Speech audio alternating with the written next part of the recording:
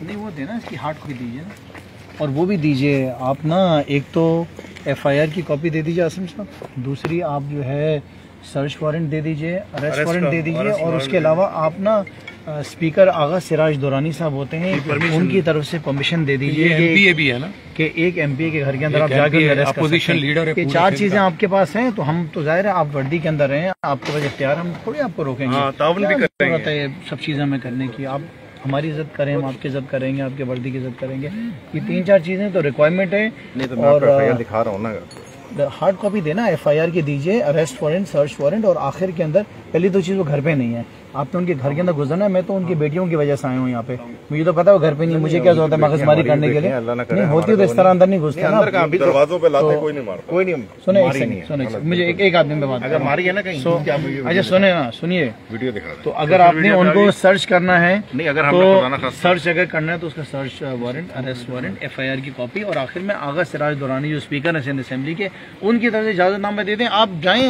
हमें तो टेंशन थोड़ी हो, घर पे होंगे तो हम टेंशन लेंगे ना, हम यहाँ पे इतने कम लोग क्यों खड़े हैं, इसी वजह से खड़े हैं, घर पे नहीं है वो माँ बहन अंदर उनकी है, फैमिली जो है वो आई हुई है उनकी, घर में शादी है, बेटी की शादी है, उनको पहले आगे करेंगे, अगर अल्लाह ना करेगा हमें। आसिम साहब आप माशाल्लाह सीनियर हैं, आप पुलिस में बड़े हैं, आपने बड़ा टाइम गुजारा है, आपको पता है रिक्वायरमेंट्स हैं, किसी घर में ऐसे आप घुस जाएं, कोई इजाजतनामा हो करें, मना थोड़ी है, खवातीन जाना चाहती हैं चले जाएं, जो रिक्वायरमेंट है पूरी करें।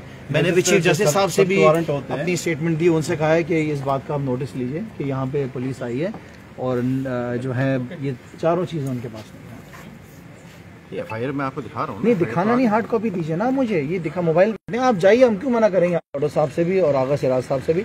आप उधर से तो कोई किसी किस्म का लेटर नहीं निकला सिंध असेंबली से, ये रिक्वायरमेंट्स है सारी, देखें ये बनाना रिपब्लिक नहीं है, ये पाकिस्तान है, यहाँ पे आइन है, यहाँ पे कानून है, यहाँ पे चीफ जस्टिस अभी जिंदा है, चीफ जस्टिस जो है वो माशाल्लाह अभी जिंदा हैं, वो कुर्सी पे बैठे हैं, सीट पे बैठे हैं, पे अदालतें हैं, कानून आप गुजारिश आपसे कि उसको पूरा करें। हम आपकी देखें, जितने लड़के आपसे ऊंची आवाज़ में बात करते हैं उन्हें सबको खामोश करा दिया है कि कोई बदतमीजी ना करें, हमारी पुलिस है, हमने इनके साथ करनी है, तो आपसे गुजारिश है कि आपकी हार्ड कॉपी मंगवा लो। हाँ, ये सारी चीजें जो आपसे कहा ना, स्पीकर का वारंट निकलवा दें, स्पीकर की तरफ से परमिशन, इतने सीनियर लॉयर आपके सामने ये दे दें, हम तो नहीं आपको मना करेंगे। इसमें से ये असेंबली के मेंबर है, जीजी साहब हैं, मैं खुद MLA हूँ, आपको कह रहे हैं कि ये रूल है, हमें तो कोई टेंशन नहीं, आप जाएं, वही नहीं घर पे, हमें क्या टेंशन है, हमें कोई प्रॉब्लम नहीं, आप जाएं घूम फिर के आ जाएं, लेकिन अंदर फैमिली बैठी है, उसकी कोई तरीकाकार तो होगा, उसका कोई कानून होंगे, बच्चे हैं, जो रिक्वायरमेंट वो तो करे ना, जो आपसे कह रहे हैं कानूनी, जो कानूनी चीजें, ये तो आपके आने से पहले पता चल गया था, आप आ रहे हैं इसलिए रवाना हो गए थे वो। क्या मादिल शेख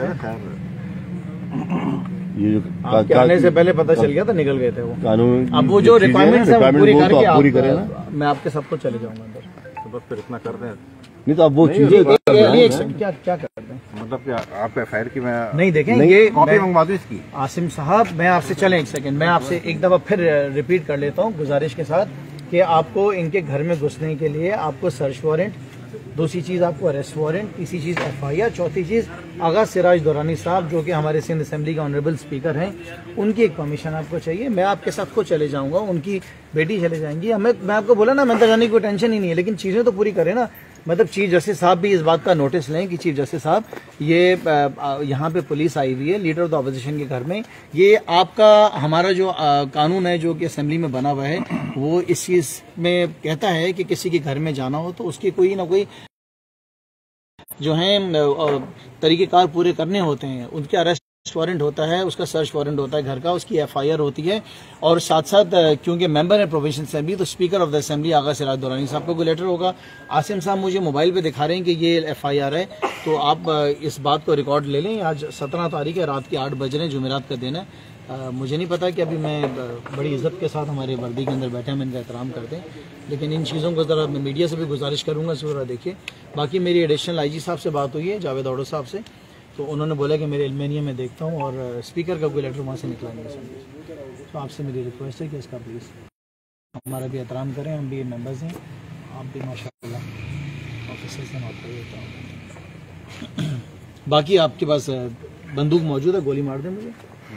इमरान खान को भी 3 गोलियां तो मारी है ना, तो एक गोली मुझे मारे यहाँ पे, एक गोली मेरे सर में, बीच में एक गोली मुझे यहाँ पे मारे, एक ये एमएनए, एक गोली एमएनए को मारे, और एक गोली ये खड़े में एमपीए, एक गोली इसको मारे। हम 3 खड़े, हम तीनों को गोलियां मारे, दरवाजा खोलें चले जाएं।